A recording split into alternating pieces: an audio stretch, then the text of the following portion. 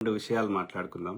ఒకటి ఏంటి అంటే, నిజంగా మంగ్లీకి ఈ కేసు విషయంలో సంబంధం లేదా అనేది. ఎందుకంటే ఆమె పదే పదే వచ్చి ఏమంటారు, నాకేం సంబంధం లేదు, నేను సత్య హరిశ్చంద్రుని పుట్టినట్టుగా ఆమె పిట్టకథలు చెప్తా ఉన్నది. సో ఇది అదొకటి మాట్లాడదాం.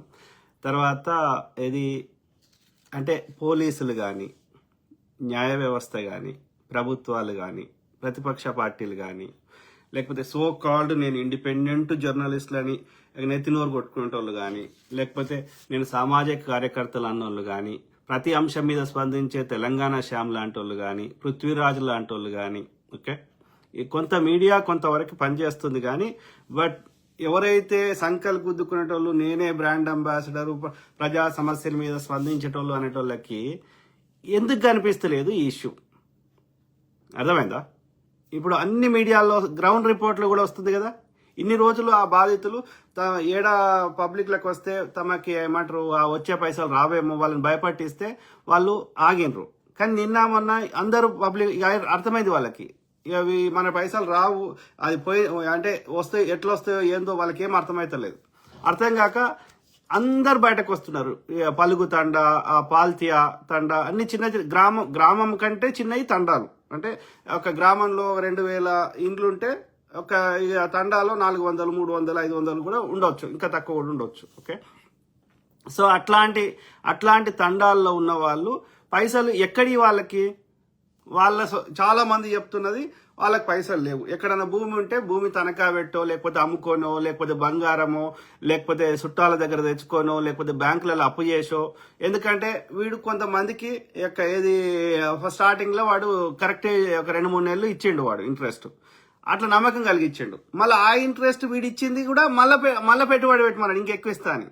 అంటే ఒక ట్రాప్ చేసిండు. ఇది ఫస్ట్ బాలాజీ నాయక్ అంటే స్టార్ట్ చేసిండు.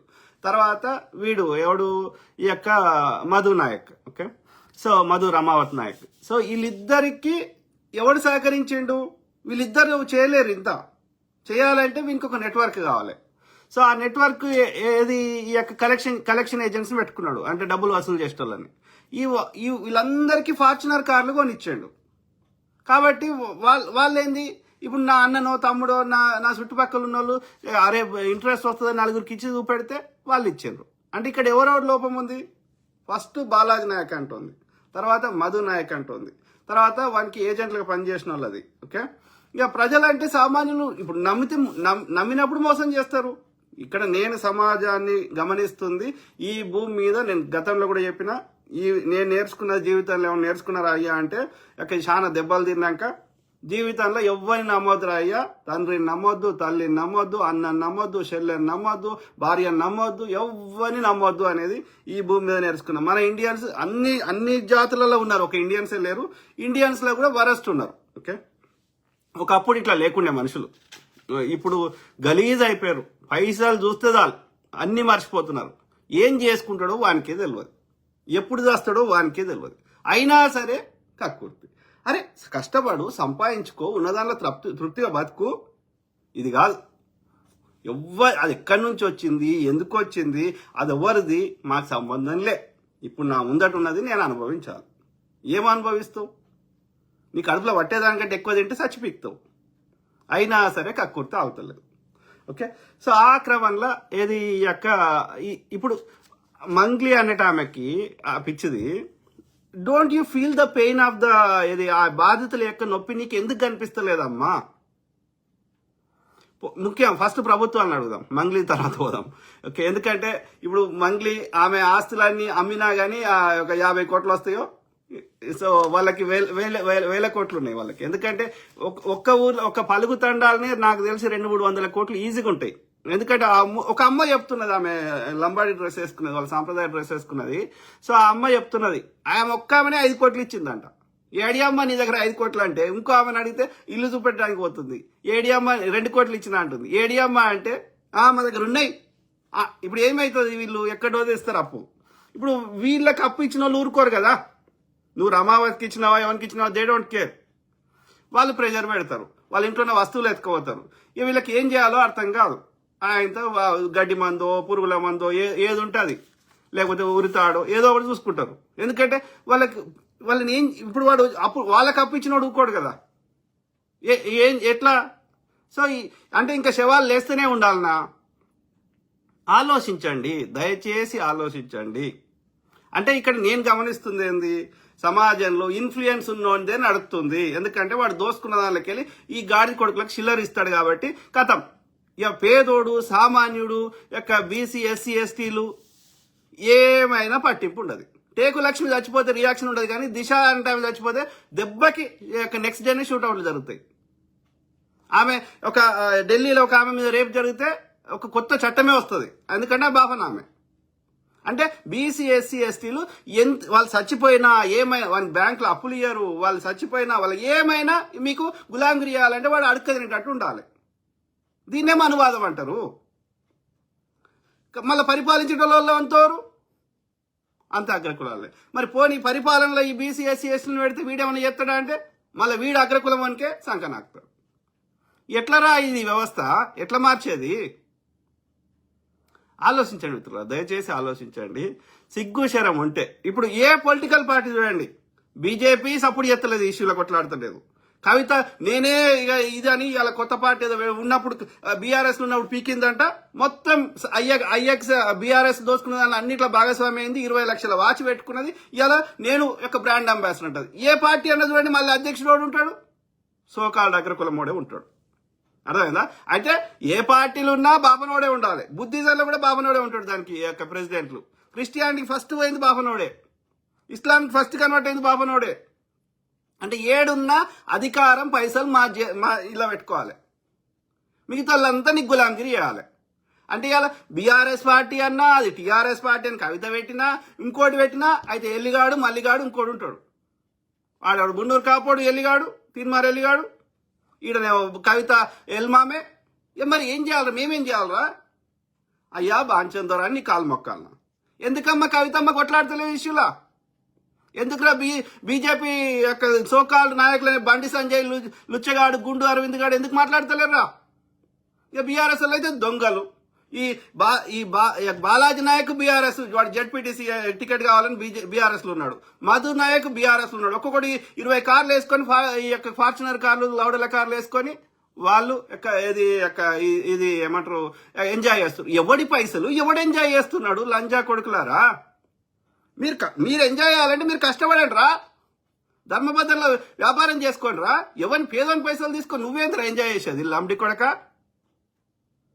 ఆలోచించండి మిత్రులారా. ఇక బీఆర్ఎస్ అయితే అలా మునిగితే పాస్పోర్ట్ బ్రోకర్ నుంచి స్టార్ట్ అయిన వాడు కళ్ళు గుడాలు పోయి నేను మేకప్ పొట్టేయాలన్నాడు. వాడు ఇచ్చిన హామీలలో ఒక్కటి నెరవేర్చకపోతే 10 ఏళ్ళు అయింది వాని లంగ మాటలు గమనించడానికి, వాని దోపిడిని. సో వాడిని అన్ని తరిమేసారు. ఆ బీజేపీని చేద్దామంటే వాడు యొక్క అన్ని వ్యవస్థలు జేబులో పెట్టుకొని ఎవడు ప్రశ్నిస్తే వాడు చంపేసుకుంటా వాడు యొక్క నియంత్రణతో చేస్తున్నాడు. వాడు ప్రజలు ఓట్లు వేస్తే గెలుస్తున్నాడు వాడు మోడీగాడు. వాడు ఫేక్ నా కొడుకు. అర్థమైందా? సో ఆ క్రమంలో ఇక బీఆర్ఎస్ అయితే డైరెక్ట్ ఇన్వాల్వ్ అయింది ఇందులో. నా అనుమానం ఈ లంబడి కొడుకులు, ఈ సోకాల్డ్ పార్టీలు అనేటోళ్ళు ఎందుకు చర్యలు తీసుకుంటలేరంటే ఈ దోసుకున్న దానికెళ్ళి లంబడి కొడుకులకి అన్ని రాజకీయాల యొక్క ఎన్నికలప్పుడు వీళ్ళకి ఫండింగ్ వస్తున్నది అనిపిస్తుంది నాకు. ఎందుకంటే అన్ని క్యాష్ ట్రాన్సాక్షనే.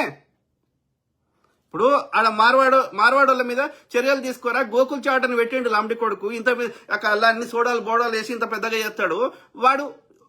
ఇది డిజిటల్ ట్రాన్సాక్షన్ పెట్టలేవాడు, ఇప్పటికి క్యాష్ తీసుకుంటాడు వాడు. ఆ క్యాష్ తీసుకొని గోదాంలో పెట్టుకొని రాజకీయ నాయకులకి ఎన్నికలప్పుడు ఫండింగ్ ఇస్తారు, వీని భూమి రాయించుకొని. వీడు కట్టలేడు, ఎందుకంటే ఒక్కడే గెలుస్తాడు కదా ఎన్నికలల్లో. సో ఆ ఓడిపోయినాడు వాని మొత్తం భూములు గుంచేసుకుంటున్నాడు. సో వాడు ఇవన్నీ ఎట్లా చేయగలుగుతుండే? సెకండ్ దందా ఇవన్నీ క్యాష్ ట్రాన్సాక్షన్ ఉంటే దానివల్ల ఏది లాభమైంది? ఒకటి క్యాష్ ఇల్లీగల్ ట్రాన్సాక్షన్, ఇల్లీగల్ చర్యలు చేయడానికి అన్నిటికీ పనికి వస్తుంది, ఎందుకంటే నీకు సోర్స్ ఎక్కడ ఉందో చెప్పలేము. రెండోది గవర్నమెంట్కి ట్యాక్స్ కట్టాడు వాడు. సో ఇవన్నీ చేస్తుంటే మరి చర్యలు తీసుకోవాల్సిన వాళ్ళు ఎందుకు చర్యలు తీసుకుంటలేరు? రేవంత్ రెడ్డి గారు, పోలీసు మిత్రులారా, ఇదే సజ్జనార్ గారు దెబ్బకు షూటింగ్ చేసిండు. వాడు నిజంగా వాళ్ళు చేసిర్రా దిశ అని ఏ ఆధారం లేదు. ఎందుకని? నువ్వు గద్దల్ని రక్షించడానికి ఆ పేదోనికి ఇన్వెస్టిగేషన్ లేకుండా షూట్అవుట్ చేసినావు, ఎన్కౌంటర్ చేసినావు. ఆ రాజు అనే గద్దల్ని కాపాడడానికి డ్రగ్స్ కేసులో ఆ రాజు అనే పిల్లగాన్ని తీసుకొని షూట్అవుట్ చేసినావు. గిదా అంటే దీన్ని ఏమర్థమవుతుంది? అందరికి వాటాలు పోతున్నాయి.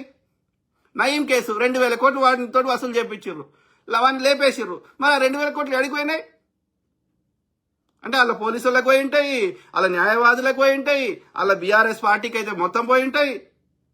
అంటే ఎవడి సొమ్ము ఎవడు దోసుకుంటుండే? నష్టపోతుందో సామాన్యులు, పేదవాళ్ళు, మధ్యతరగతి వాళ్ళు. అంటే వీళ్ళు ఎప్పటికి ఇట్లనే బతకాలనా లంచా కొడుకులారా? మళ్ళీ రాజకీయ మీటింగ్లు పెట్టంగానే నేను మీకు ఇది చేస్తా, అది చేస్తా, ఉచితం ఇస్తా. ఎందుకు కావాలి మాకు ఉచితము? మా అన్ని దోసుకొని అలాకేలో ఒక చిల్లర ఎందుకు? మాకెందుకు? మేము ఇచ్చే స్థాయిలో ఉండాలని మేము తీసుకునే స్థాయిలో ఎందుకు పెడతాం రా మమ్మల్ని? ఆలోచించండి మిత్రులారా దయచేసి. ఇది మంగ్లీ అది అలా పిచ్చి మాటలు చెప్తున్నా. అది ఎన్నడు ఎవరికి సేవ చేసింది? నేను సెలబ్రిటీ, ఎవడు సెలబ్రిటీ? నీకు సెలబ్రిటీ స్టేటస్ ఇచ్చిందోడు కాదు. ఈ పోలీసులు ఫస్ట్ నేను అడిగేది రాజకీయ పార్టీలని, సోకాల్డ్ నేను సోషల్ యాక్టివిస్టులని, నేను ఇండిపెండెంట్ జర్నలిస్టులని, తొక్కాతోలని చెప్పేటోళ్ళని, అరే పృథ్వీరాజ్ అవల నా కొడక, అది కులం పేరు మీద ఏది లంగరాజకీయం చెప్తున్నావు, బీజేపీ సపోర్ట్ చేసుకుంటా, కుమ్మెరా గిమ్మెరా అనుకుంటా ఆ శాఖలామని అడ్డం పెట్టి వాళ్ళకి చిల్లర వారేసి ఆమెతోటి రెడ్డి శాఖల మధ్యలో కొట్లాట పెట్టే ప్రయత్నం చేస్తున్నావు. మరి నీకే ఇదెందుకు కనిపిస్తలేదురా? పేదోళ్ళు 1,000 కోట్లు నష్టపోతుంటే ఎందుకు మాట్లాడతలేడు ఈ పృథ్వీరాజ్ అనే ఎవరో నా కొడుకు? అరే తెలంగాణ శ్యామ్ అనే ఎవరో నా కొడక? తులసి చందు ఆమె ఎందుకు వీడియోలు చేస్తుంది? ఇలా మంగ్లీ పాత్ర లేదు అని మంగ్లీని రక్షించడానికి ఆమె వీడియోలు చేస్తున్నది. తుని బతుకు గిదా ఏమన్నా అంటే నేను ఆడామని అంటది. ఆడామైతే ఆడో ఏమైనా మగవాడైనా కండలు వేరుండొచ్చు, ఈ బాడీ వేరుండొచ్చు, బాడీ విధానం వేరుండొచ్చు, కానీ తప్పే కదా. అది ఆడిది చేస్తుంది, మగది చేస్తుంది, ఇంకోటి చేస్తుంది. ఆడవాళ్ళు అందరు మంచోళ్ళు ఉంటారా? ఈ చెడ్డోళ్ళు ఉండనే ఉంటారు. ఆడవాళ్ళని మంచిగా పుట్టిస్తాడు దేవుడు ఆ సృష్టి, మొగళ్ళని మాత్రమే చెడ్డోళ్ళని పుట్టిస్తుందా? మొగని చంపేటోళ్ళు, విషం పెట్టేటోళ్ళు, మొగుడు ఉండగా నలుగురితో తిరిగేటోళ్ళు లేరా ఆడళ్ళు?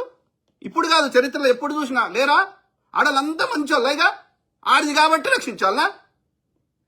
మంచి చెడు రెండే ఉంటాయి. ఒకడేమో వాడి చేసిన నేరాలు తెస్తే వాడు కులం పేరు చెప్తాడు, ఒకడేమో మతం పేరు చెప్తాడు, ఒకటేమో నాకు లింగం తేడా ఉందని చెప్తుంది. దానికి నేర ప్రవృత్తికి ఏం సంబంధం?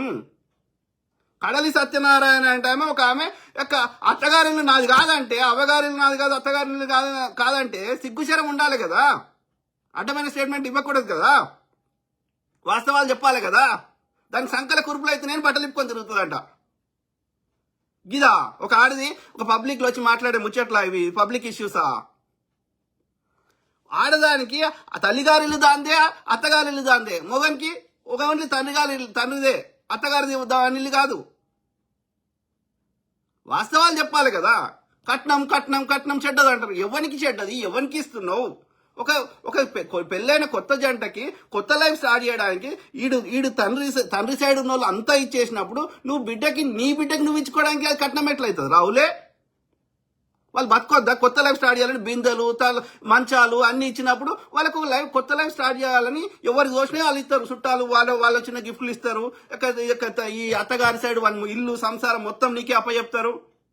నీ తండ్రి సైడ్ నీకు అన్నప్పుడు నీ బిడ్డ కొత్త సంసారం స్టార్ట్ చేసినప్పుడు నీకు దోషింది తీరా ఎవడొద్దన్నాడు? దాని కట్నం అని పేరు పెట్టి నన్ను ఇబ్బంది పెడుతున్నారు. వాడు ఇబ్బంది పెడితే నీ స్తోమతకు తగ్గి అడిగితే నీకు ఇయ్యలేని స్థానంలో ఉండి నేను ఇబ్బంది పెడితే తప్పు. నువ్వు అన్నప్పుడు నీ బిడ్డ బాధ్యతను ఒకరికి అప్పచెప్పినప్పుడు ఆమె మంచిగా ఉండాలని నీ ఇష్టంతో ఇచ్చుకుంటే తప్పేమిరా? నువ్వు ఎవరికి ఫేవర్ చేస్తున్నావురా? అంబేద్కర్ లెక్క దేశానికి సేవ చేసినావా, లేకపోతే గాంధీ లెక్క రోడ్లు ఉడిచినావా? నీ బిడ్డకి నువ్వు కన్న బిడ్డకి నువ్వు ఇచ్చుకోవడానికి నీకున్న దాంట్లోకి వెళ్ళి అది నువ్వు పెద్ద ఘనకార్యం చేస్తున్నావు అంటే కట్నం అంటే దానికి చెడ్డ అంటే కింద పడ్డా మీద పడ్డా మొగోడే తప్పు. ఆడిది ఏం చేసినా అది కరెక్ట్. సిగ్గుశరం ఉండాలి. అంటే నువ్వు నీ నేర ప్రవృత్తిని కప్పిపుచ్చుకోవడానికి నువ్వు ఆడదాని లెక్క విక్టిమ్ రోల్ ప్లే చేస్తావు, లేకపోతే నీ కులం పేరు వాడుకుంటావు. నేరం చేసేటప్పుడు ఇవన్నీ గుర్తుకురాలే? సిగ్గుశరం ఉండాలి. ఒక ఉన్నత స్థానంలో ఉండి ఇంతో అంత చదువుకున్న వాళ్ళు ఇట్లా మాట్లాడితే, చదువు రానోళ్ళు, అమాయకులు, వాళ్ళకు ఇంకా ఈ యొక్క చట్టాల గురించి అవగాహన లేనోళ్ళు పాపం వాళ్ళు నిజాయితీకున్నారు. ఆలోచించండి. ఆ క్రమంలో నేను దయచేసి చెప్తున్నా, రేవంత్ రెడ్డి గారు లంగ కథలు పడితే కలవదు. ఓకే, ఇది ఇంత పెద్ద ఇష్యూ, బర్నింగ్ ఇష్యూ కంటిన్యూస్ జరుగుతుంది. నీకు కావాలి, కాదురా అయ్యా, నువ్వు ఇండిపెండెంట్ ఇన్వెస్టిగేషన్ చేసుకో, ఎవరిని నమ్మకు. కాదు, వాళ్ళకి సింపుల్, ఇలా పెద్ద కాంప్లికేటెడ్ ఏం లేదు. అరే పోలీస్ మిత్రులారా, just take their phones and computers, వాళ్ళ ఫోన్లు కంప్యూటర్లు తీసుకోండి. మధు నాయక్ అంటోంది, బాలాజీ నాయక్ అంటోంది, మంగ్లీ నాయకో మంగ్లీ రాథోడో, దాని సత్యవతి అనే దాన్ని, ఈ ముగ్గురి తీసుకోండి, శివా చౌహాన్, ఈ నలుగురి తీసుకొని వాళ్ళని మొత్తం ఎన్నిసార్లు మాట్లాడిరు, ఎవరితో మాట్లాడిరు, ఏం మాట్లాడిరు, అది ఏడికి పోయింది, వాడేడికి పోయిండు, ఇవన్నీ తీయర్రి. వాళ్ళ జీపీఎస్ డేటా తీయండి, వాళ్ళ కాల్ డేటా తీయండి, వాళ్ళ యొక్క కంప్యూటర్లు ఏమేమి ఉన్నాయి తీయండి, అయిపోయింది, లెక్క తెలుస్తుంది. ఆ రమేష్ అంటే ఆయన తీసుకోవండి, ఆయన ఏడే ఇల్లు చూపెట్టిండో, వానికి ఎన్ని పైసలు ఇచ్చిర్రో, ఏ రోజు ఇచ్చిర్రో సీసీ కెమెరాలు తీయండి. మీకు చిత్తశుద్ధి ఉంటే దీంట్లో ఇది వాస్తవాలు తీసుకురావడం 2 నిమిషాలు. ఒక్క శరత్ చంద్ర పవార్ అనే ఒక ఎస్పీఏ అంత ఆయన యొక్క ఏమంటారు రిమాండ్ డైరీలో అంత ఇన్ఫర్మేషన్ సేకరించగలిగినప్పుడు, ఇంత పోలీస్ వ్యవస్థలు, ఇన్ని డీజీపీలు, నేను ఇది అది ఈ పీకుడు కాలని పెట్టుకొని మీకు అందరికి జీతాలు ఇచ్చి, మీ డిపార్ట్మెంట్లకి ఇన్ని వేల కోట్లు ఖర్చు పెట్టి మీకు ఒక పెద్ద టవర్లు కట్టించి చేస్తే మీరు వీక్తుంది ఏంది? గద్దల్ని రక్షించి చిన్న వాళ్ళని శిక్షిస్తారా? దానికి ఆ చట్టాలున్నాయి. గద్దల్ని రక్షించాల్సిన అవసరం లేదు, వాడు కాపాడుకోగలుగుతాడు. నువ్వు బలహీనులకి, పేదవాళ్ళకి, సామాన్యులకే రక్షణ సంక్షేమ పథకాలు కానీ, లేకపోతే వాళ్ళకి రక్షణ చట్టాలు కానీ, అవునా కాదా? ఎవడ్రా అయ్యా జీతం ఇస్తుంది? సజ్జనార్ నీకు? ఎవడ్రా జీతం ఇస్తుంది? రేవంత్ రెడ్డి నీకు? ప్రజలు కాదు, వాళ్ళు కట్టిన ట్యాక్స్ డబ్బులు కాదు. వాడు పెట్రోల్ పోయించుకుంటే 30 రూపాయలు రాష్ట్ర ప్రభుత్వానికి కడితే 30 రూపాయలు కేంద్ర ప్రభుత్వానికి కడుతుంది, తక్కువ. వాడు మందు తాగితే నీకు ఒక 30% నీకు కడుతున్నాడు. వాడు 100 రూపాయలు కొంటే 30 రూపాయలు నీకు ట్యాక్స్ కడుతున్నాడు, తక్కువ. ఎవడి పైసలు రా? ఎవడు ఎంజాయ్ చేస్తున్నాడు? నీకు జీతాలు ఇస్తుంది, నీ పిల్లని పోషిస్తుంది, నీకు కావాల్సిన కార్లు ఇస్తుంది, నీ యొక్క 10 కార్లను తిరిగేటట్టు చేస్తుంది. ఎవడరా?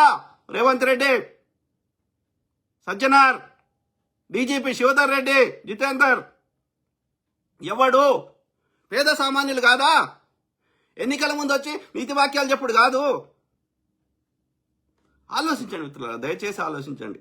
సో నేను ఒకటే కోరుతున్నా, ఇది మెల్లగా చెప్తే ఇనే రకాలు లేరు వీళ్ళు. ఎందుకంటే వాడు దోసుకున్న దానికి వెళ్ళి అందరు దొంగ ముండ కొడుకులకు వాటాలు వస్తాయి కాబట్టి చర్యలు తీసుకోరు. దానికి తోడు ఈ కులం ఓటు పాడైంది. అలా ఏ రెడ్డి ఆమెకు, రెడ్డి ఆయనకు అయితే, ఏ వెల్మ ఆయనకు అయితే, ఏ బాపనోళ్ళకి అయితే ఇమ్మీడియట్ చర్యలు ఉంటాయి. ఎవరు అడగముందే బాపనోళ్ళకి ఈడబ్ల్యూఎస్ కింద 10% తెచ్చిండు. వీడు కొట్లాడినా బీసీలు, ఇంకోరు కొట్లాడినా ఎవడు తెస్తలేడు. సో ఈ మహిళలకు వాడు ఏది ఇప్పటికి కూడా ఇంప్లిమెంట్ చేస్తారు. ఉన్న సీట్లలో ఇవ్వచ్చు కదా 33%. సో కాబట్టి ఈ యొక్క మనువాద మైండ్ సెట్ ఇంకా పోతలేదు. ఓకే, వాడు ఎన్ని మాటలు చెప్పినా ఎన్నికల ముందు గెలవడానికి మాటలు చెప్తుండ్రు తప్ప ground reality action speak louder. Okay, so కాబట్టి దొంగలు అన్ని పార్టీలలో ఉన్నారు. ఇవాళ రాష్ట్రంలో చర్యలు తీసుకునే స్థానంలో కాంగ్రెస్ రేవంత్ రెడ్డి కానీ రేవంత్ రెడ్డి ఒకప్పుడు కాంగ్రెస్ పార్టీ అనేది ఎట్లుంటుండే? ఒక డెమోక్రాటిక్ వేలో సమిష్టి నిర్ణయాలు ఉంటుండే, వర్కింగ్ కమిటీలు ఇట్లాంటివి ఉంటుండే, క్యాబినెట్ మీటింగ్లు. ఇలా పరిస్థితి లేదు. ఇవాళ బీఆర్ఎస్ ఒక వ్యక్తి స్థాపించడం వల్ల అది కేసీఆర్ చెప్పినట్టే నడుస్తుంది.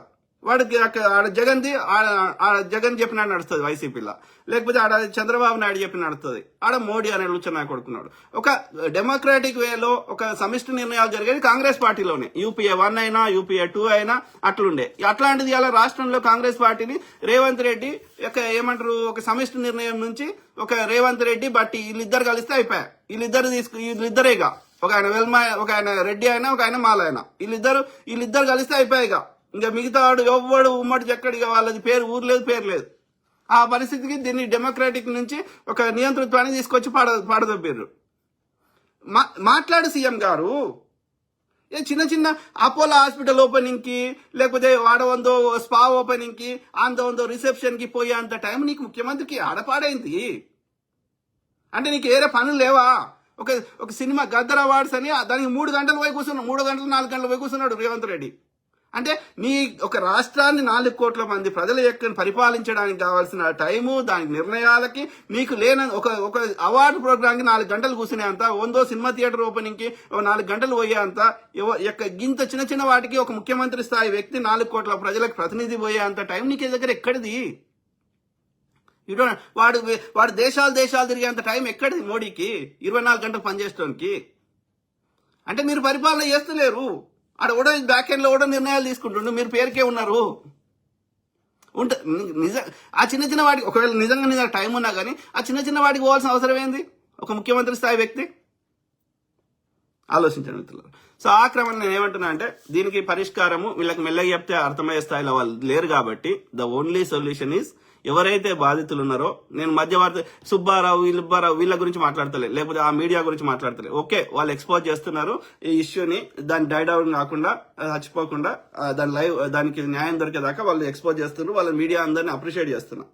బట్ దీనికి పరిష్కారం కావాలంటే ఏకైక మార్గము బాధితులు ఎవరైతే ఉన్నారో వాళ్ళు రోడ్ల మీదకి రావాల్సిందే, వాళ్ళు కంటిన్యూస్ గా నిరసన తెలపాల్సిందే, కొట్లాడాల్సిందే. ఓకే, కొట్లాడితే వాళ్ళ ఆస్తులు ఏమున్నాయి అవి జప్తు చేసన్నా, లేకపోతే ఎక్కడెక్కడ పంపించిర్రో ఏం చేసిర్రో ఆ డబ్బులు ఖర్చు పెట్టే ఒక 1000 కోట్లు వాళ్ళు కలెక్ట్, 500 కోట్లన్నా మినిమం కలెక్ట్ చేస్తే వాళ్ళు ఒక 100 కోట్లు వాడు ఎంజాయ్ చేసినా ఖర్చు పెట్టినా గానీ మిగతా 400 కోట్లు ఎడిపోయినాయో తేలాలి. First thing. రెండోది, ఆ బాధితులకి వాళ్ళ యొక్క ఆస్తులు జప్తు చేసి ఎంతైతే అంత ఇవ్వగలిగితే ఇవ్వాలి. దానికి తోడు ప్రభుత్వం కూడా అట్లీస్ట్ ఒక 50% అన్న వాళ్ళు ప్రభుత్వం అన్న ఇవ్వాలి వాళ్ళకి. ఎందుకంటే పేద సామాన్యులు బిడ్డ పెళ్లి కోసము అప్పులు చేసో ఏదో రకంగా వాళ్ళు డబ్బులు తెచ్చుకున్నారు కాబట్టి వాళ్ళకి షూరిటీ ఇవ్వాలి. వీళ్ళు దోసుకునేవి రీకలెక్ట్ చేయాలి. ఎట్ ద సేమ్ టైం మళ్ళీ వాడు చేయొద్దు అంటే వీళ్ళకి కఠిన శిక్షలు వేయాలి. తర్వాత వాళ్ళకి ఒకవేళ వీళ్ళు దోసుకున్న దానికి మనం రీకలెక్ట్ చేసినా గానీ అవి సరిపోకపోతే వాళ్ళకి ఇవ్వడానికి ప్రభుత్వము అట్లీస్ట్ ఒక 50% అన్న ప్రభుత్వ ఖజానా నుంచి లేకపోతే ప్రజల ట్యాక్స్ డబ్బుల నుంచి వాళ్ళకి కాంపెన్సేషన్ ఇవ్వాలి మానవత్వం కోణంలో. ఓకే, సో అందుకని నేను ఏమంటున్నా అంటే బాధితులు దయచేసి మీరు ఒక జేఏసీకి ఏర్పడండి, జాయింట్ యాక్షన్ కమిటీకి ఏర్పడి నిరంతరం కొట్లాడండి. ఒక ప్రశాంతంగా రోడ్ల మీదకి వచ్చి వేరే ప్రయాణికులకు ఇబ్బంది, తోటి మన అన్నలకు తమ్ముళ్ళకి ఇబ్బంది పెట్టకుండా ఒక ధర్నా చౌక్ లాంటి ఒక ప్లేస్ ఎన్నుకొని మీరు నిరంతరం పోరాటం చేయండి. ఓకే, వాళ్ళు న్యాయం దొరికే వరకు సత్వర చర్యలు తీసుకునేంత వరకు. సో పోలీసు మిత్రులారా దయచేసి వాడు ఓడో రాజకీయ నాయకుడు పైన వాడు చెప్పిండు కాబట్టి నేను చేయగలదు. ఓకే, అందుకే ఈ తలకాయ నొప్పులు ఉండొద్దంటే ఈ పోలీసు ముఖ్య అధికారులని, ఈ యొక్క న్యాయశాఖ యొక్క జడ్జిలని, అట్లనే హ్యూమన్ రైట్స్ కమిషన్ వాళ్ళని ఏ సంస్థలు వ్యవస్థలు అయితే ఇండిపెండెంట్ పనిచేయాలనో, సిబిఐ డైరెక్టర్ ఇట్లాంటి వాటిని అవి ప్రభుత్వంలో ఉన్న పార్టీలకు అనుబంధ సంస్థల లెక్క పనిచేయకుండా అది ప్రజల కోసం పనిచేసే విధంగా, ప్రభుత్వంలో తప్పు చేసిన వాళ్ళని కూడా శిక్షించే విధంగా ఉండే విధంగా ఏర్పాటు చేసిన రాజ్యాంగంలో రాయబడ్డాయి. కానీ వాళ్ళని ఎన్నుకునే అధికారం ఈ రాజకీయ నాయకులకు ఇవ్వడం వల్ల అప్పుడు ఏమైతుందంటే అవి వాళ్ళకి అనుకూలమని పెట్టుకొని అవి వాటి అనుబంధ సంస్థల లెక్క పనిచేస్తున్నాయి. కేంద్రంలో ఉన్న అన్ని సంస్థలు బీజేపీ అనుబంధ సంస్థల లెక్క అయిపోయినాయి. రాష్ట్ర ప్రభుత్వాలు కూడా వాళ్ళు ఏదైనా చేయాలంటే వాడు ఇబ్బంది పెడుతున్నాడు కాబట్టి ఈ కేంద్ర సంస్థలు వాడుతుండు, సిబిఐ ఈడీ వాడుతుండు కాబట్టి అవి పనిచేస్తాయి. మొత్తం అన్ని వ్యవస్థని దాదాపు సంపేసిండు. ఒకే ఒక కారణం, వీళ్ళని ఎన్నుకునే అధికారం వానికి ఉంది కాబట్టి. సో దీనికి పరిష్కారం ఏంది? ప్రజలే డైరెక్ట్ ఎన్నుకోవాలి. ఎమ్మెల్యేని ఎన్నుకున్నట్టు, ఎంపీని ఎన్నుకున్నట్టు, ఎమ్మెల్సీని ఎన్నుకున్నట్టు అట్లీస్ట్ అందరు ప్రజలకు అంత అవగాహన లేకపోయినా కనీసం గ్రాడ్యుయేట్లన్నా ఈ యొక్క సిబిఐ డైరెక్టర్ని, ఈడీ డైరెక్టర్ని, ఈ యొక్క డీజీపీని, ఎవడైతే పోలీస్ శాఖకు ఎవడైతే డెసిషన్ మేకింగ్ తీసుకునేటోళ్ళని, హ్యూమన్ రైట్స్ కమిషన్ సంబంధించిన చైర్మన్లని వీళ్ళందరినీ ప్రజలే ఎన్నుకోవాలి. అప్పుడే అవి కొంతవరకైనా ఇండిపెండెంట్ పనిచేస్తే ఏమని ఒక ఆశ. లేకపోతే ప్రభుత్వంలో ఉన్నోడు ఏం చెప్తే అదే అట్లా ఇక వాళ్ళ పార్టీ అనుబంధం, ఎందుకంటే దోసుకున్నోడే ఇవ్వగలుగుతాడు వాళ్ళకి. ఇక నష్టపోయేదోడు పేదోళ్ళు, సామాన్యులు. ఇది నిరంతరం జరుగుతుంది. కాబట్టి ఎవరైతే బాధితులు ఉన్నారో దయచేసి మీరు ఒక జేఏసీకి ఏర్పడండి. సంపత్ నాయక్ ఒకసారి మాట్లాడి, లేకపోతే ఆమె ప్రత్యూష రాథోడ్ మాట్లాడి ఇట్లా వర్కౌట్ కాదు. Okay, please form a JAC. ఏది మైక్రో ఫైనాన్స్ బాధితుల జేఏసీ అని పెట్టి మీరు నిరంతరం ఒక కార్యాచరణతోటి పోరాటం చేయండి. ప్రభుత్వాలు ఎందుకు దిగిరావో చూద్దాం దయచేసి. ఓకే, అది నేను దీనికి సొల్యూషన్. ఓకే, ఇక రెండోది మంగ్లీకి. ఇది నిజంగా స్టార్ట్ అయింది ఎక్కడ? నల్గొండ, దేవరకొండ ఆ పరిసర ప్రాంతాల్లో. ఓకే, ఆ పలుగుతండ, పాల్తీయ తండ, ఇంకోదేదో ఉంది. ఓకే, సో కానీ ఇందులో ప్రధాన నిందితులు ఫస్ట్ బాలాజీ నాయక్ అతని యొక్క కుటుంబ సభ్యులు, రెండోది మధు నాయక్ అతని కుటుంబ సభ్యులు, మధు రమావత్ నాయక్. ఓకే, మధు రమావత్ నాయక్ తో పాటు అతని యొక్క చెల్లెలు శైలజ నాయక్ చౌహాన్, ఎందుకంటే భరత్ చౌహాన్ వాళ్ళ బావ. సో వీళ్ళు వీళ్ళు స్టార్ట్ చేసి ఒక 3-4 ఇయర్స్ నుంచి నడుస్తుంది ఈ కథ, 2018-19. సో అప్పటి నుంచి నడుస్తుంటే అంటే 5-6 ఇయర్స్ నుంచి నడుస్తుంది. అంటే ఫస్ట్ బాలాజీ నాయక్ తర్వాత ఈడు జాయిన్ అయ్యాడు. అతని దగ్గర డ్రైవర్ గా పనిచేస్తాడు ఈ మధు రామావత్. సో వానికి తినడానికి తిండి లేదు. వాళ్ళ ఇల్లు పాత ఇల్లు చూపెడితే వాళ్ళ డోర్ కి రంధ్రాలైనవి. ఆ పరిస్థితి చిన్న గింత ఉన్నది అది. సో అట్లా అంటాడు వీడు. ఇప్పుడు 10 కోట్ల ఇల్లు కడుతున్నాడు, కట్టే ప్రయత్నం చేసి ఉన్నది. అది మంగ్లీ ఫోటో దిగింది కదా. సో అది వాడేమో 4 కోట్ల ఇల్లు ఏమో కట్టుకున్నాడు. వాడు ఎవరి పైసలతోటి ఎవడు ఎంజాయ్ చేసిండు అనేది ఫస్ట్ పాయింట్. ఓకే, కట్టుకోక ఎవడొద్దు అంటలేడు. చిరంజీవి మస్తు 1,000 కోట్లది కట్టుకున్నాడు, ఉన్నాయి. వాడిని ఎవడేమంటలేడు కదా. ఎందుకంటే వాడు ధర్మబద్ధంగా వాడు చేసిన వృత్తితోటి సంపాదించుకోండి కానీ మోసం చేయలే కదా. సో కాబట్టి నువ్వు మోసం చేయకుండా సంపాదించుకుంటే ఎవడేమనేటోడు నిన్ను. సో ఇట్లా వీళ్ళు తప్పు మాటలు చెప్పి మోసం చేసి అట్లా చేసిండ్రు. సో అట్లా ఈ యొక్క main culprits are first Balaji Nayak, తర్వాత మధు నాయక్. బాలాజీ నాయక్ ఏంటంటే వాడు ఎంతో వాడు కొంత బ్యాక్ ఇవ్వడము, లేకపోతే వాడు ఏమంటారు వీనికంటే కొంచెం లెవెల్ తక్కువలో చేసిండు మోసం. కాబట్టి వానికంటే వీడు ఎక్కువ హైలైట్ అయ్యిండు మధు రామావత్. వాడిని మించిపోయిండు అన్నట్టు. వీడు పక్క రాష్ట్రాలు కూడా పాకిండు. వాడు నల్గొండనే ఆగిండు. సో వీడైతే ఇక వాడు కర్నూలు ఆ పరిస్థితి. ఎందుకంటే ఈ హేమకాంత్ రెడ్డి దగ్గర పనిచేస్తాడు ఏదో ఎరువుల కంపెనీలో, విన్ఫ్రానో ఏదో సమ్ కంపెనీలో వాడు మధు రామావత్. సో అట్లా అతను ఇన్ఫ్లుయెన్స్ చేసి హేమకాంత్ రెడ్డిని. సో ఆ విధంగా అతనిది హేమకాంత్ రెడ్డిది కర్నూలు. సో కర్నూలు పరిసర ప్రాంతాల్లో కూడా ఈ యొక్క సిమెంట్ ఫ్యాక్టరీ ఇది అదని ఇట్లా అంటే ఎక్స్పాండ్ చేసాడు. పక్క రాష్ట్రాలకు కూడా ఈ దోపిడీని ఈ కలెక్షన్స్ ని ఎక్స్పాండ్ చేసాడు వాడు మధు రామావత్ అనేటోడు. సో అయితే ఈ మధు రామావత్ అనేటోడు వీడు స్టార్ట్ చేసి దీన్ని ఇంకో లెవెల్ తీసుకోవాలంటే నమ్మాలంటే మంగ్లీ అనేట ఆమెని, అంటే మంగ్లీది కూడా ఇలా లోపం నాది ఏం సంబంధం లేదని నీతివాక్యాలు చెప్తుంది మంగ్లీ. కానీ ఎందుకంటే ఇంత పెద్ద లెవెల్లో అవుతుంది, ఇది నా నెత్తి మీదకి వస్తుందని అనుకోలేదు ఆమె. కానీ వాస్తవాలు మారాయి కదా మంగ్లీ గారు, సత్యవతి గారు. ఇప్పుడు లాస్ట్ టైము కాదు ఈమన్రా మధు రామావత్ అంటోని ఎవరికైనా ఒకరికి 15 లక్షల డైమండ్ నెక్లెస్ ఈమన్ చూద్దాం. వాడు ఎందుకు ఇస్తాడు? వాడిని ఇస్తుంటే నువ్వెందుకు తీసుకుంటావు? ఆడ 40 లక్షలు పెట్టి నీ బర్త్డే పార్టీ వాడెందుకు చేస్తాడు? చెప్పమ్మా మంగ్లీ, నాకు సంబంధం లేదా అంటే సరిపోదు కదా. నువ్వు ఒక్క ప్రశ్నకి సమాధానం చెప్తలేవు. ఇప్పుడు నిన్న పలుగుతండాలో ఊరున్న వాళ్ళందరూ మంగ్లీ ఎందుకు వస్తుందమ్మా, రాత్రి 12 గంటలకు వచ్చి 2 గంటలకు ఎందుకు పోతుంది మా ఊరికి, మంగ్లీకి సంబంధం లేనామే అని అడుగుతున్నారు. చెప్పు సమాధానం. ఎంతమంది ఇంటికి రాత్రి 12కి పోయినావు నువ్వు?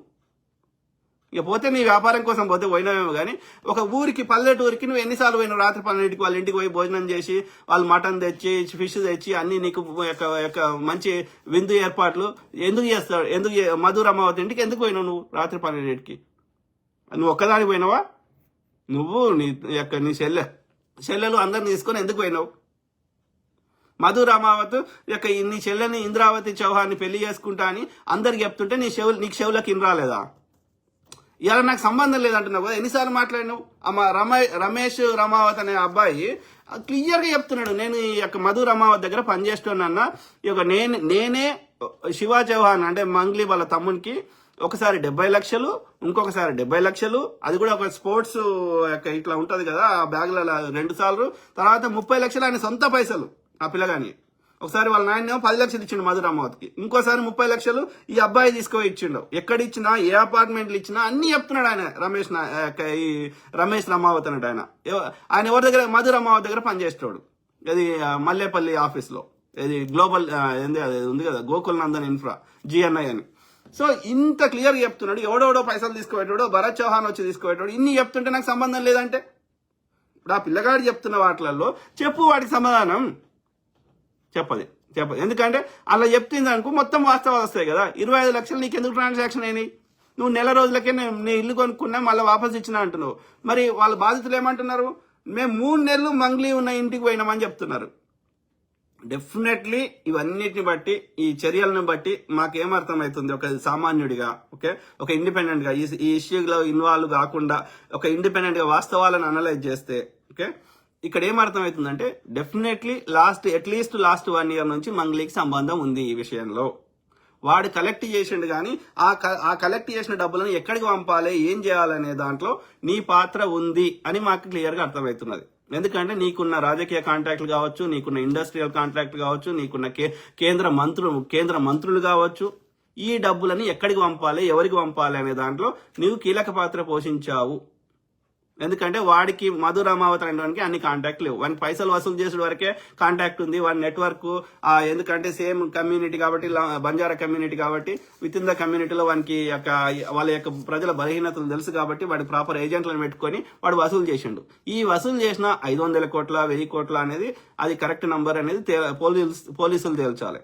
కానీ అట్లీస్ట్ ఒక 500 కోట్లు 1000 కోట్లు ఇవి ఎక్కడికి పంపాలనే దాంట్లో మంగ్లీ సహకారం ఉంది.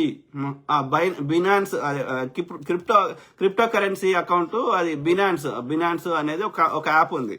సో అందులో పెట్టిర్రు, క్రిప్టో దానిలో పెట్టి 400 కోట్లు పెట్టిర్రు అని వాళ్ళే చెప్తున్నారు. ఓకే, సో ఇట్లా ఇంకేమేం చేసిండు వాడు. బెంగళూరు దగ్గర మంగ్లీ పేరు మీదనో వాళ్ళ తమ్ముడో చెల్లె పేరు మీదనో 8 ఎకరాలో 16 ఎకరాల్లో కొనుక్కున్నాడు. కర్ణాటకలో మాజీ మంత్రి సహకారం కూడా ఉంది అని చెప్తున్నారు. సో కాబట్టి ఇవన్నీ ఎట్లా చేయాలి, ఈ వాస్తవాలు ఎట్లా బయటకు రావాలి? పోలీసులు ఇన్వెస్టిగేషన్ చేస్తూనే వస్తాయి, మరి ఎందుకు చేస్తలేరు? సో డెఫినెట్లీ వాడు స్టార్టింగ్లో నువ్వు లేవు. స్టార్టింగ్లో బాలాజీ నాయక్ అంటే వాడు చేసిండు, తర్వాత ఈ మధు రామావత్ చేసిండు. కానీ వాళ్ళు 3-4 ఇయర్స్ నుంచి చేస్తే లాస్ట్ 1 ఇయర్ నుంచి మాత్రం ఈ డబ్బులని ఎక్కడెక్కడ పంపాలి, ఎక్కడెక్కడ ఏం చేయాలనేది డెఫినెట్లీ మంగ్లీ పాత్ర ఉంది అనేది మనకు అర్థమవుతున్నది. ఓకే, రెండవది మంగ్లీ పేరు వాడుకొని మంగ్లీ ఉంది కాబట్టి మన డబ్బులు ఏడిగో అనే షూరిటీ ఉన్నప్పుడు మంగ్లీ నీ పేరు వాడుకుంటుండే అనేది నాకు తెలియదు 1 ఇయర్ నుంచి అని. మా చెవులలో తామర పూలు పెడతావు, వాటితో రెగ్యులర్గా మాట్లాడుతావు, వాడు ఉన్న మల్లేపల్లి ఆఫీస్కి పోయినావు, లేకపోతే వాడి ఇంటికి పోయినావు, ఇన్ని చేస్తుంటే వాడు నీ పేరు వాడుకుంటుంటే నీకు తెలియదు అని అంటే మా చెవులలో తామర పూలు పెడతా అంటే నమ్మడానికి చిన్న పొరగాళ్ళు ఎవ్వరు లేరు. సత్యవతి అలియాస్ మంగ్లీ, అర్థమైందా? డెఫినెట్లీ మంగ్లీ హస్తం ఉంది. వీటికి ఆన్సర్ చెప్పది. ప్రెస్ క్లబ్కి రాదు. ఒక విలేకరులు మనకు ప్రశ్నించడానికి అవకాశం ఇవ్వదు. ప్రశ్నలకు సమాధానం చెప్పదు. నాకు సంబంధం లేదు అంటది. అట్లా వర్కౌట్ అవుతుందా? ఆడ వాస్తవాలు వేరే చెప్తున్నాయి కదా. ఒక అభిమాని ఉంటే నువ్వు అన్నిసార్లు ఎందుకు మాట్లాడతావు, అన్నిసార్లు ఎందుకు కలుస్తావు? ఆ పిల్లగాడు చెప్తున్నాడు, నాగార్జున సాగర్ పోయినాము అక్కడ మేము ఈ ఫలానా టైంలో రాత్రి సో ఆడ చేపలు చేయించుకొని తిన్నాము. సో అప్పుడు మంగ్లీ మాట్లాడింది, ఇట్లా నాకు మ్యూట్ చేసి పెట్టిండ్రు, నాకు గంట సేపు మాట్లాడింది మనతోటి అని మల్లేపల్లి ఆఫీస్కి 2-3 సార్లు వచ్చింది. ఇవన్నీ ఎందుకు చేస్తావు? ఇక్కడ 2 ఫ్యాక్టర్స్ ఉన్నాయి. ఒకటి వ్యాపారంలో దోపిడీ, ఓకే, నువ్వు పార్ట్నర్షిప్ అయినవు. ఓకే, తర్వాత నీ చెల్లెని తమ్ముడిని సెటిల్ చేయాలనేది నీ ఆలోచన.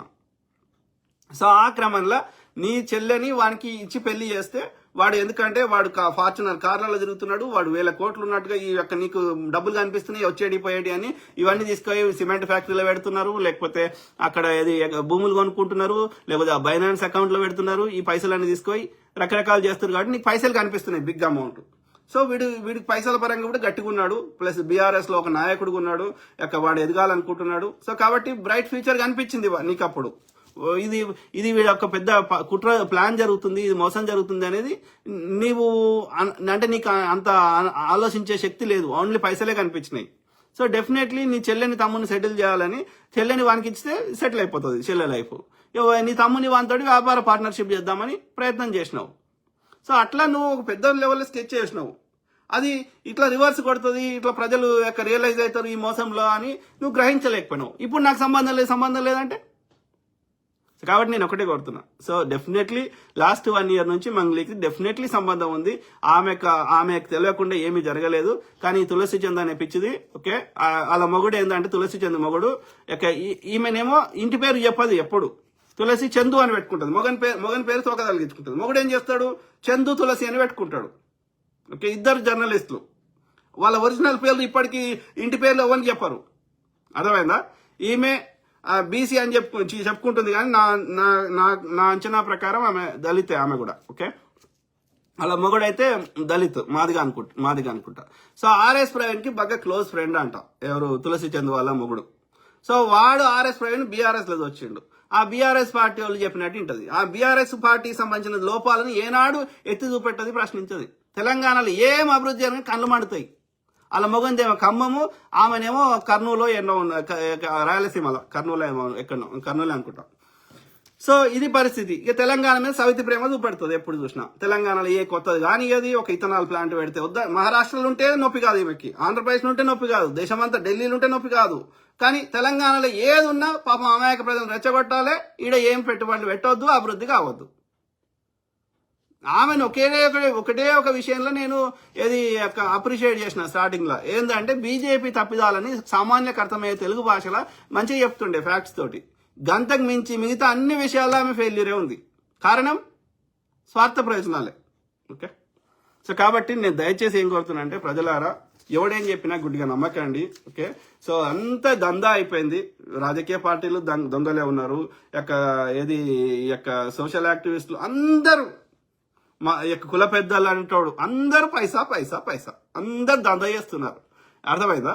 సో తమకు ఇది కాబట్టి నేను ఏమంటున్నా, ఎవరిని గుడ్డిగా నమ్మకండి. కుటుంబ సభ్యులతో సహా పైసను చూడగానే మారిపోతారు. ఒకడు 10 రూపాయలకు అమ్ముడు పోతే ఒకడు లక్షకో, కోటికో, 10 కోట్లకో, 100 కోట్లకో, కానీ అమ్ముడు ఓడైతే గ్యారంటీ. 100లో ఒకడో, ఇద్దరో, 10 మందో ఒక మంచోళ్ళు ఉంటే ఉండొచ్చు, ఎన్ని పైసలు ఇచ్చినా వాడు లొంగనోడు. కానీ 90 మంది మాత్రం ఓకే, కులానికి, మతానికి, లింగానికి సంబంధం లేకుండా, రంగుకి సంబంధం లేకుండా దొంగలు 100% మంది దొంగలు ఏదో ఒక అమౌంట్కి లొంగిపోయేటోళ్ళు ఎక్కువ మంది ఉన్నారు సమాజంలో. Very unfortunate, but it's a truth. Okay, దురదృష్టకరమైన నిజం. ఓకే, నిజాన్ని అంగీకరించాలి. కాబట్టి మన జాగ్రత్త మనం ఉండాలి. ఓకే, ఉట్టిగానే ఈజీగా డబ్బులు వస్తాయని ఎవరు చెప్పినా నమ్మకండి. అట్లా రావు పైసలు, అట్లా రావు. ఓకే, కష్టపడితేనే మెల్లమెల్లగా వస్తాయి. ఇట్లా రావాలంటే ఇల్లీగల్ పనులు చేయాలి.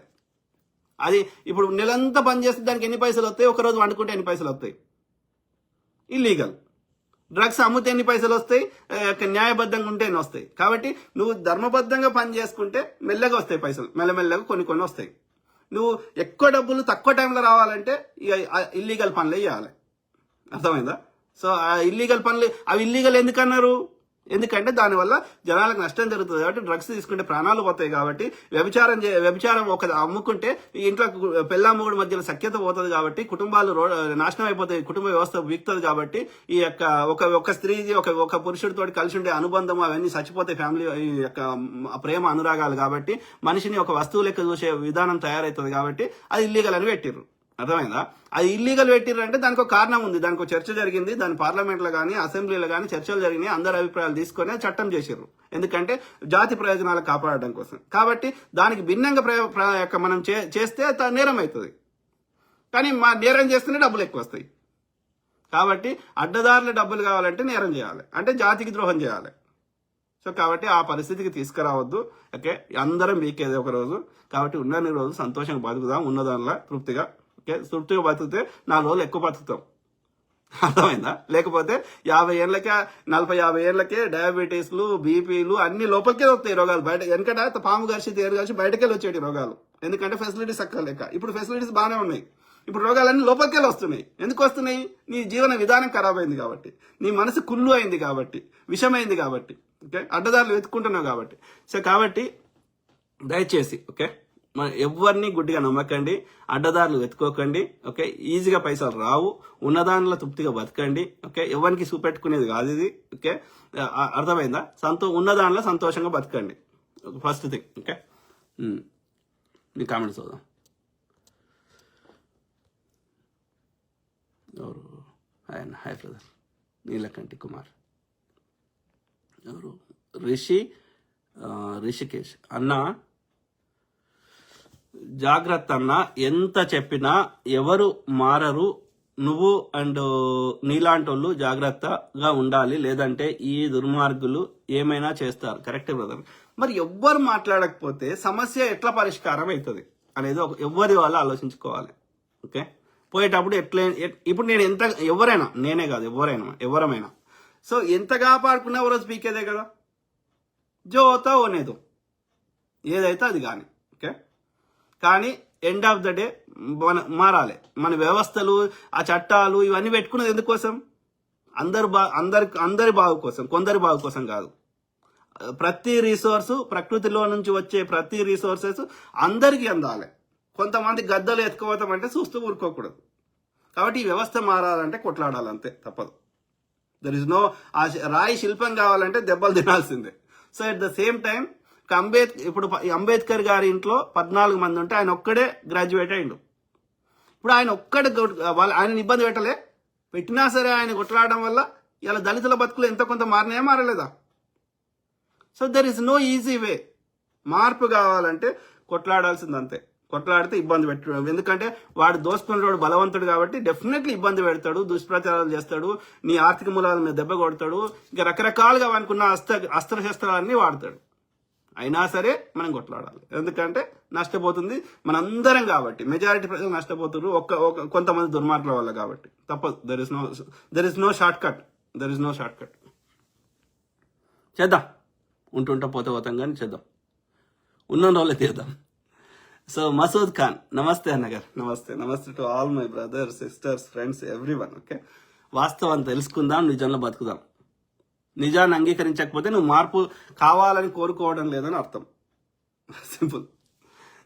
బొడ్డు Nagabhushanam garu, yes sir, thank you brother. Vinod Akula, yes అన్న, థ్యాంక్ యూ బ్రదర్. సో జై కాంగ్రెస్. నేను కాంగ్రెస్ సపోర్ట్ చేయడానికి ఒకటే ఉద్దేశం ఏంటి అంటే, కాంగ్రెస్ అందరూ మంచోళ్ళని కాదు.